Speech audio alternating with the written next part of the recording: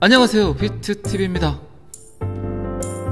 며칠 전에 제가 이야기 드렸던 SEC의 아군 온라인 주식 투자회사 인베스트레디라는 회사에서 리플이 암호화폐가 아닌 이유에 대한 아미쿠스 브리프를 법원에 제출하게 되면 제 생각에는 브래드 갈링하우스가 조금 공경에 처할 거다, 어떻게 대응을 할지 굉장히 궁금하다라고 이야기를 드렸죠. 분명 XRP 리플은 탈중앙화 코인이 아니다. 자, 여기서부터는 구독자분들에게만 노출이 되는 영상입니다. 구독, 좋아요 좀 눌러주시고요. 중앙 집중화가 돼 있다. 요게 다른 코인과 분명히 다른 점이다. 제가 SEC 게리 겐슬러라면 요걸로 태클을 걸 것 같다. XRP가 암호화폐가 아니고 주식이라는 이유에 대해서. 그런데 게리 겐슬러는 여러분들 잘 아시겠지만 암호화폐 블록체인 전문가를 가르치는 전문가죠. 모를 리가 없다는 거죠.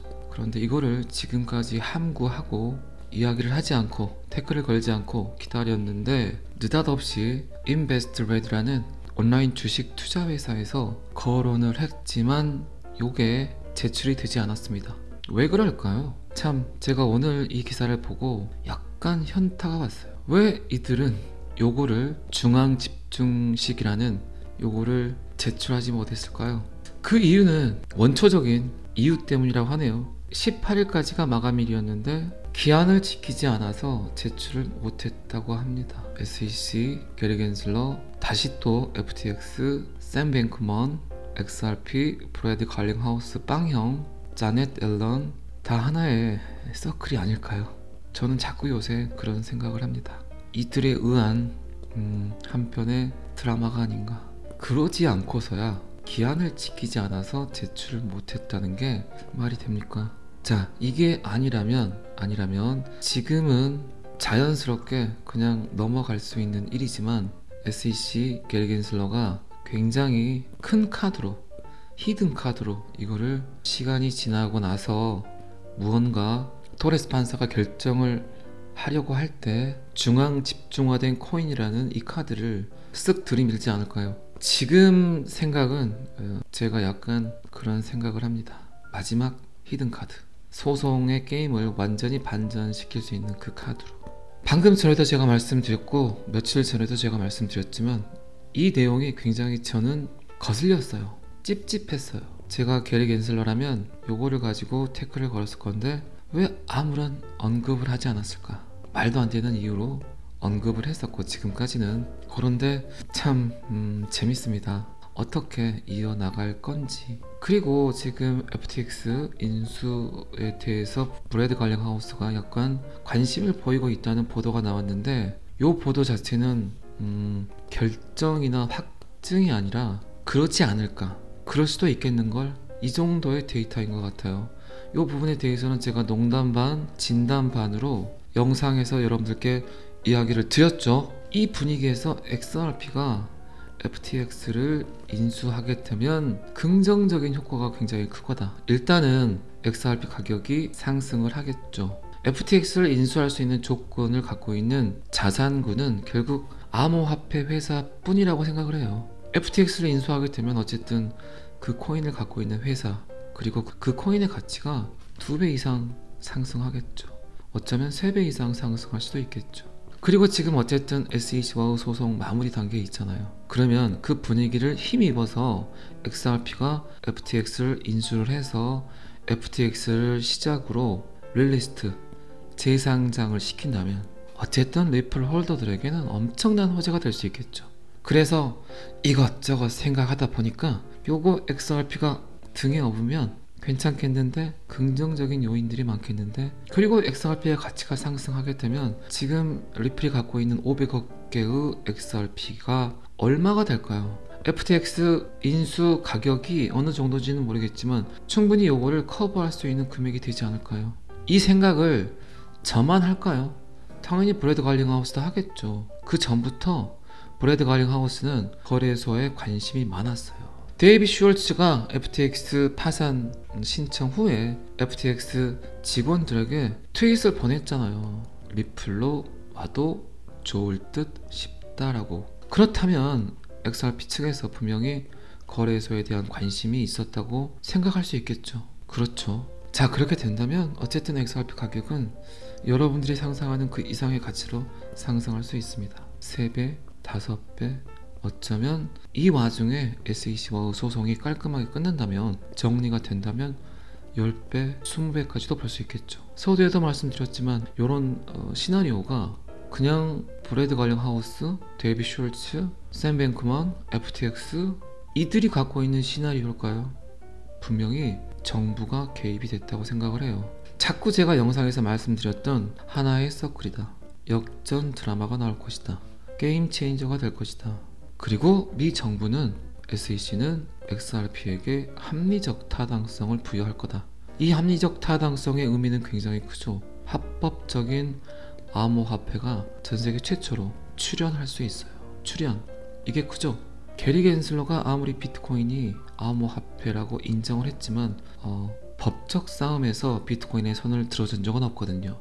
자, 그렇다면 말로는 비트코인이 암호화폐라고 하지만 언제 또 게리 겐슬러가 비트코인을 암호화폐가 아니다라고 할 수도 있다니까요. 이더리움을 그렇게 불렀듯이 이더리움의 증명 방식을 작업 증명에서 지분 증명, 포우에서 포스트로 바꿔버린 후에 게리 겐슬러가 입을 털었잖아요. 또 증권일 수 있다.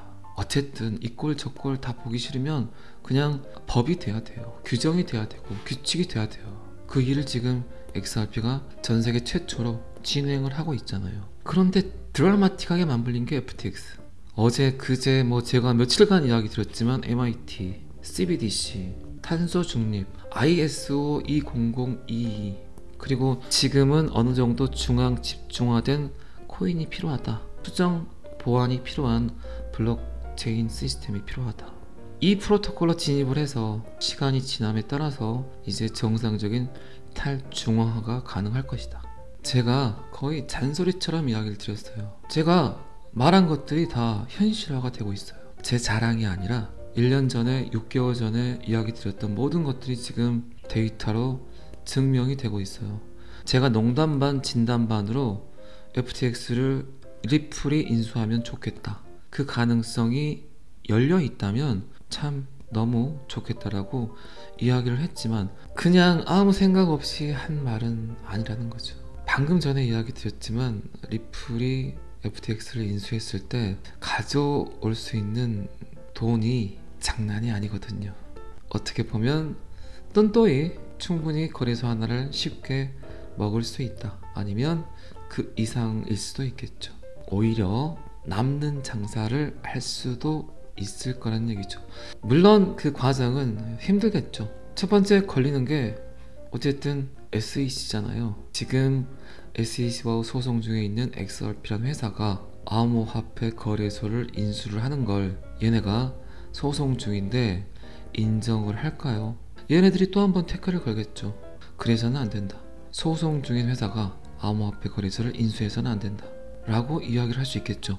자, 그러면 역설적으로 인수를 하겠다는 시그널이 나오면, 그리고 요 인수를 했을 때 미 정부, 그리고 지금 암호화폐 투자자, 암호화폐 관계자, 미국 시민, 지금 이들이 갖고 있는 마이너스를 충분히 XRP가 커버를 해줄 것 같은 판단이 쓴다면 SEC와 소송도 너무나 편하게 마무리가 될 수 있겠죠. 자, 그것까지도 이미 그들이 계산을 했었다면, 이 시나리오를, 이 판을 다 짜놨다면, FTX 같은 경우는 정말 뜬금없었잖아요. 느닷없이 깜빡이도 늦지 않고 쑥 들어와서 지금 엄청난 피해자들이 생겼어요. 그렇죠. 이게 즉흥적인 또는 계획적인 이 둘 중 하나겠죠. 즉흥적인 건 굉장히 위험성이 커요. 그런데 계획적이라면, 그들의 시나리오라면 충분히 비극이 아닌 희극으로 끝날 수 있겠죠. 그 키를 들고 있는, 그 솔루션을 제공할 수 있는 회사는 어쨌든 XRP라는 거죠. 왜 XRP가 등에 업어야 되는지, 왜 그렇게 브래드 갈링하우스는 암호화폐의 투명성, 신뢰성을 그렇게 주구장창 강요를 했는지, 깨끗해야 된다고 여러 번 이야기 드렸죠. 다시 한번 말씀드리지만 지금 암호화폐 시장에서 가장 여러분들이 눈여겨봐야 될 건 코인의 기술, 물론 이것도 중요하죠. 상용화 중요하죠. 시총 중요해요. 하지만 이것보다 더 중요한 게 오너의 CEO의 도덕성이라니까요. 도덕성, 신념, 인류를 바꾸겠다는, 인류를 진화시키겠다는 이런 마인드가 없으면, 이런 신념이 없으면 그 코인 회사는 언제든지 먹튀할 수 있습니다. 자, 다시 한번 비트코인이 상승이 이루어지고 전체 암호화폐 시장이 상승을 하게 되면 이제 여러 코인들이 그짓거리를 할 겁니다. 지금은 양이 안 차, 좀 더 먹어야 돼. 다시 상승을 하게 된다면 그때 고점에서 다 던지고 나는 먹튀할 거야. 왜? 아직도 규제의 명확성이 없기 때문에 이 가능성이 충분히 열려 있죠. 이들이 먹튀를 하더라도 딱히 그들에게 제재를 가할 곳 자체가 없어요. 그러니까 이들은 그걸 노리겠죠. 먹튀. 이런 상황들을 여러분들은 인지하고 계셔야 돼요. 충분히 그럴 수 있는 상황들이 벌어집니다. 비트코인이 상승을 하게 되면 전체 암호화폐가 상승을 할 거라고 생각을 하시죠. 그 전과는 판이하게 틀립니다. 그래서 XRP와 SEC의 소송이 정리되지 않으면 암호화폐 시장의 성장은 없어요. 결코 오지 않습니다. 지금 미 정부에서, 전 세계 각국 정부에서 원하는 건 미국의 가르침이에요. 미국의 뜻이에요. 미국이 어떻게 선택을 하냐에 따라서 암호화폐 시장이 움직일 겁니다. 지금까지 모든 자산군이 그래봤듯. 그런데 그 한가운데 XRP가 탁 걸려 있다는 거죠. 그리고 FTX, CBDC, MIT, 중국 ISO 20022, 탄소정책, 디파이, NFT 다 걸려 있다는 거죠. 다 걸려. FTX를 어떻게 처리를 할까요? 미 정부가 요거를 구제금융을 해줄까요? 저는 그렇게 생각 안 해요. 특정 암호화폐 회사를 선택하게끔 만들 겁니다. 그게 SEC와 XRP의 소송의 진정한 가치라고 생각을 해요. 지금 수많은 암호화폐 투자자들이 많은 걸 알아가고 있어요. 내가 잘못 탔던 코인들을 빨리빨리 정리를 하고 메이저 알트코인으로 진입을 해야 되겠다는 생각을 한다니까요. 이것저것 따져봅시다. 이 돈들이, 잘못 탔던 돈들이 빠져나와서 어떤 코인으로 갈까요? 생각해보세요. 제가 굳이 특정 코인에 대해서 그 코인이 이거다라고 말씀드리기가 굉장히 힘들어요. 너무나 이야기를 많이 했기 때문에 그 선택은 여러분들이 하시는 거겠죠. 지금 제 영상을 보고 계시는 수많은 코인 투자자 분들도 마찬가지죠. 여기 다수의 코인을 갖고 계세요. 그런데 이 코인 중에 적어도 30%에서 40% 정도는 던질 생각을 하고 계신가요? 아닌가요? 자, 그러면 던질 생각을 하고 있었다고 생각을 합시다. 그렇다면 이 돈들을 어디다 재투자하시고 싶으세요?